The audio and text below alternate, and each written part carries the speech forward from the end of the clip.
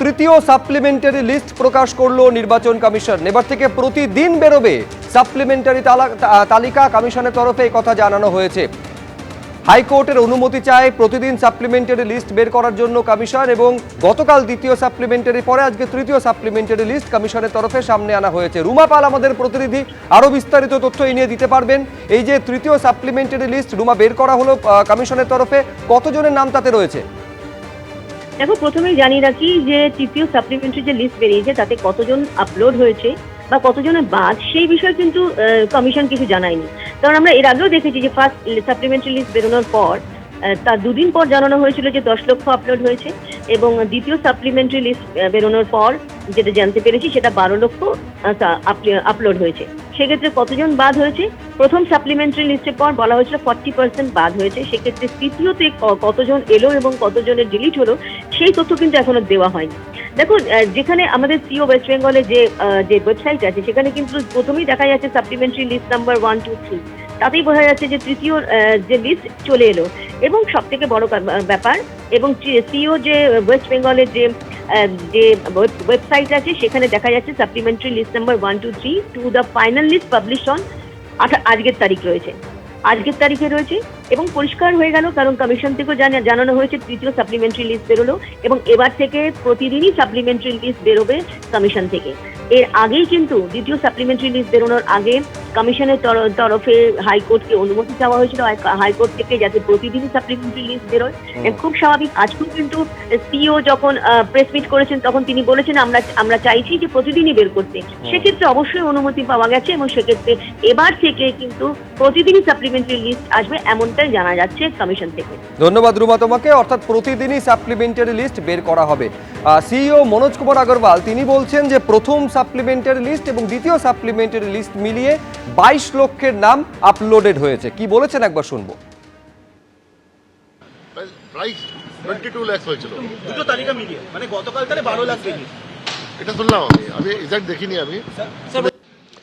রাজ্যে এসে ফের তৃণমূলকে উৎখাতে ডাক দিলেন কেন্দ্রীয় স্বরাষ্ট্রমন্ত্রী অমিত শাহ। বললেন, একটা দীর্ঘ সময় পর অঙ্গ বঙ্গ কলিঙ্গ 3 জায়গাতেই একই দলের শাসন প্রতিষ্ঠা হতে চলেছে। পাল্টা মমতা বন্দ্যোপাধ্যায় বললেন, বিজেপি চক্রান্ত করছে বাংলাকে শেষ করার। बहुत लंबे अरसे के बाद अंग बंग और कलिंग तीनों जगह एक पार्टी का शासन होने जा रहा है। বিজেপি চক্রান্ত করছে বাংলাকে শেষ করে দেওয়ার। একটি ভোটও কাউকে নয়, তৃণমূল কংগ্রেস ছাড়া। এ যেন ভোটযুদ্ধের সুপার স্যাটারডে। একদিকে একের পর এক সভা করছেন মমতা বন্দ্যোপাধ্যায়, অভিষেক বন্দ্যোপাধ্যায়, আর অন্যদিকে ফের পশ্চিমবঙ্গে এসে তৃণমূলকে উৎখাত করার ডাক দিলেন কেন্দ্রীয় স্বরাষ্ট্রমন্ত্রী অমিত শাহ। कोई बात नहीं ममता दीदी, आपके पास बहुत कम समय है। 6 मई को भारतीय जनता पार्टी की सरकार बनेगी। बंगाल की जनता को तय करना है कि भय को चुनना है या भरोसे को चुनना। बंगाल की जनता को अपील करना चाहता हूं, भय छोड़ दीजिए, अपने अधिकारों के लिए बाहर निकलिए, भारी मतदान करिए और तृणमूल कांग्रेस की सरकार को मूल समेत उखाड़ कर फेंक दीजिए। গতবারও অমিত শাহ এখানে এসে বলেছিলেন আগলাবার 200 পার, 77-এ থেমেছেন। এখন আর সংখ্যা বলছেন না, গতবার গণৎকারের মতো সংখ্যা বলছেন। এখন সঙ্গে না পেরে এখন একটা দুটো ভয় না ভরসা এই সব কথা বলছেন। আমরা ভয় বা না ভরসাও নয়, তৃণমূল কংগ্রেস ভয় দিয়ে যেটা দিয়ে থাকে সেটা হচ্ছে ভালোবাসা। এখানে ভালোবাসাই জয়ী হবে। 2017 এপ্রিলে ভুবনেশ্বরে বিজেপির জাতীয় কর্মসমিতির বৈঠকে অমিত শাহ বলেছিলেন, এখনো বিজেপির স্বর্ণযুগ আসেনি, বাংলা কেরল ওড়িশায় জিততে হবে। ইতিমধ্যেই ওড়িশায় সরকার করেছে বিজেপি, আর পশ্চিমবঙ্গ কেরলে কিছুদিন বাদেই বিধানসভা নির্বাচন। 26 में प्रचंड बहुमत के साथ भारतीय जनता पार्टी बंगाल में सरकार बनाने जा रही है। ये मैं बहुत स्पष्ट रूप से देख रहा हूं। बंगाल जीतने के साथ ही एक बहुत लंबे अरसे के बाद अंग बंग और कलिंग तीनों जगह एक पार्टी का शासन होने जा रहा है। बिहार में भी एनडीए का शासन है, उड़ीसा में भी भाजपा सरकार है, और अब बंगाल में भी भाजपा सरकार आएगी। तो एक प्रकार से पूर्ण बहुमत की सरकार बंगाल के विकास की, गारंटी। অঙ্গ কলিঙ্গ হয়েছে। বঙ্গ মানে এখানে ওনাকে বঙ্গ মানে মিউজিক চামড়া জানেন তো, বঙ্গ হয়, আমরা বঙ্গ বাজিয়ে দেখিয়ে দেবো কিভাবে বঙ্গ জয় হয়। এবার যেটা শুরু হবে সেটা হচ্ছে বঙ্গচ্ছেদ, তারপর কলিঙ্গচ্ছেদ, আর লাস্টে হবে অঙ্গচ্ছেদ। 2026-এ পশ্চিমবঙ্গের ভোটের ফলাফল কি হয় তার দিকে তাকিয়ে রয়েছে গোটা দেশ, কারণ আগামী দিনে জাতীয় রাজনীতির ওপরও এর প্রভাব পড়তে বাধ্য। শিবাশিস মৌলিক ও অনির্বাণ বিশ্বাসের রিপোর্ট, এবিপি আনন্দ। নরেন্দ্র মোদীর পর এবার অমিত শাহের গলাতেও শোনা গেল বেছে বেছে দেখে নেওয়ার হুঁশিয়ারি। বললেন শুধুমাত্র ভোটার লিস্ট থেকেই নয়, একেবারে অনুপ্রবেশকারীদের বেছে বেছে দেশ থেকে বের করা হবে। এই প্রশ্নে তৃণমূলকে আক্রমণ করেছেন অমিত শাহ, পাল্টা জবাব দিয়েছে শাসক দল। एक एक घुसपैठियों को हम चुन चुन कर देश के बाहर निकालने के लिए संकल्पबद्ध है। ভরসা দেওয়ার কথা বলছেন, আমরা ভয় কাঁপছি। चुन चुन के हिसाब लिया जाएगा।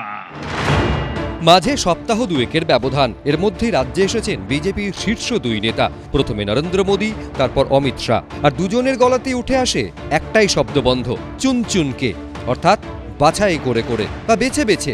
শনিবার তৃণমূলের 15 বছরের শাসনের বিরুদ্ধে একাধিক অভিযোগ তুলে 35 পাতার চার্জশিট প্রকাশ করেন অমিত শাহ। আর সেখানেই তার মুখে উঠে আসে অনুপ্রবেশ প্রসঙ্গ, হুঁশিয়ারি, হুঙ্কার। मैं आज ममता बनर्जी जी को स्पष्ट पूछना चाहता हूं कि घुसपैठिए इतने आ गए कि आपकी सरकार सो रही है। मैं भारतीय जनता पार्टी की ओर से स्पष्ट कर देना चाहता हूं, सिर्फ वोटर लिस्ट से नहीं, देश भर से एक एक घुसपैठिए को हम चुन चुन कर देश के बाहर निकालने के लिए संकल्पबद्ध है। বিজেপি এখানে আসে মানুষের গণতান্ত্রিক ভোটাধিকার কাটতে, আর তৃণমূল কংগ্রেস আছে মানুষকে এখানে ন্যায় দিতে, সুরক্ষা দিতে, মানুষের গণতান্ত্রিক অধিকার রক্ষা করতে। অনুপ্রবেশ হয় সীমান্ত দিয়ে, সীমান্তের দায়িত্বে বিএসএফ, আর সেই বিএসএফ অমিত শাহর অধীনস্থ। তাহলে অনুপ্রবেশ হলে সে ব্যর্থতা তো অমিত শাহর। বারবার এই দাবি করে আক্রমণ শানায় তৃণমূল। পাল্টা তৃণমূল সরকার জমি না দেওয়ার ফলে সীমান্তের সব জায়গায় কাঁটাতারের বেড়া দেওয়া সম্ভব হয়নি বলে দাবি করে বিজেপি। मैं खुद आकर आपकी ऑफिस में मिलकर गया, मगर आपने बाढ़ लगाने की भूमि नहीं दी, क्योंकि घुसपैठियों की वोट बैंक आप बनाना चाहते। आपकी घुसपैठ की पॉलिटिक्स के कारण सिलीगुड़ी कॉरिडोर की सुरक्षा आज कमजोर हो गई है। आपके पास बहुत कम समय है। 6 मई को भारतीय जनता पार्टी की सरकार बनेगी और 45 दिन में सभी भूमि बाढ़ के लिए जो उपलब्ध कराना है वो भारत सरकार को बंगाल की भारतीय जनता पार्टी की सरकार उपलब्ध करा देगी। সমস্ত কিছু গেরুয়া রঙে ছুপিয়ে দিয়েছেন। বাংলাকে পারেননি, বাংলাকে পারবেন না।